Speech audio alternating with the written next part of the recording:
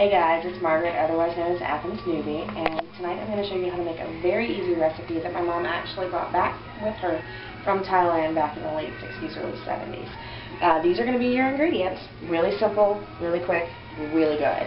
Okay, you're going to have 1 pound of ground beef, a head of lettuce, green onions, browned rice flour, which I'll show you or talk about making later, lime juice, crushed red pepper, and fish sauce. You can either use your basic store brand fish sauce from like Publix, or you can go to an Asian food store and buy one of the more ethnic versions of the fish sauce. Okay, so first thing we're going to do is just simply brown our beef.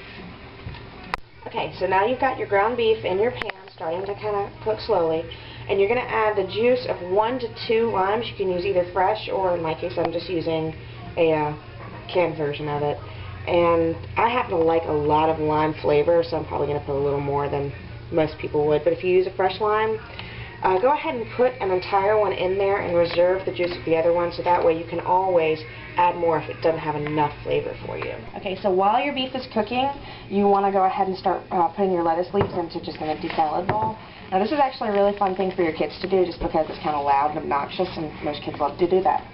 The way I like to do is to go ahead and remove the core. And the way to do that is you take it in your hand, put the core straight down towards the counter, and crush it. Comes right out. You're going to want to remove each individual lettuce leaf. Now, no, iceberg has a bad rap, but in this case, iceberg really is the best because it creates a huge pocket, and that's where you're going to put your meat and roll it up. So you're just going to do that pretty much for the entire head of lettuce.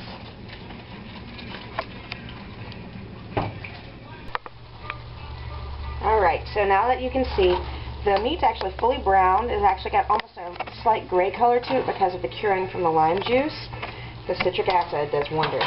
The next thing you're going to do is you're going to put in 1 tablespoon of your browned rice powder.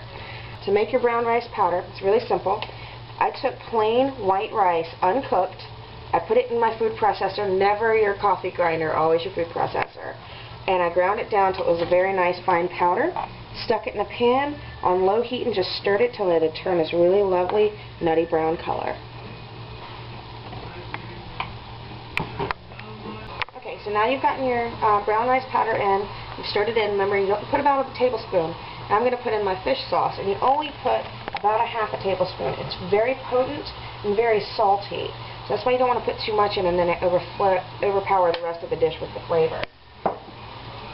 Depending on how much you like spiciness will depend on how much crushed red pepper you add, because that is going to be entirely up to you. I like to put a sprinkling. Okay, so in my case I added a very heavy sprinkle, but basically your dish is cooked. At this point, this is where you're going to taste it and add a little bit more rice powder or fish sauce or the crushed red pepper, depending on the flavor, just to kind of make it exactly where you want it, because you're done cooking. Alright, so I've tasted and added a hint of this or that, and just getting it to where I like it. Then your last step is, after the heat is turned off, you're going to add 1 sliced green onion. And you can add more than one if you want more flavor to it. But that's really it. You just stir it in. And then we're going to serve it.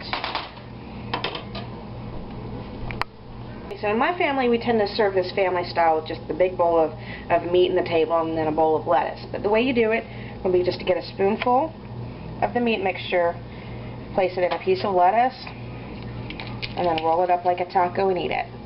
And that's it. It's really that simple. It takes about 15 minutes to make. It's got amazing flavor to it, and I really do hope you'll cook it and enjoy it for years to come.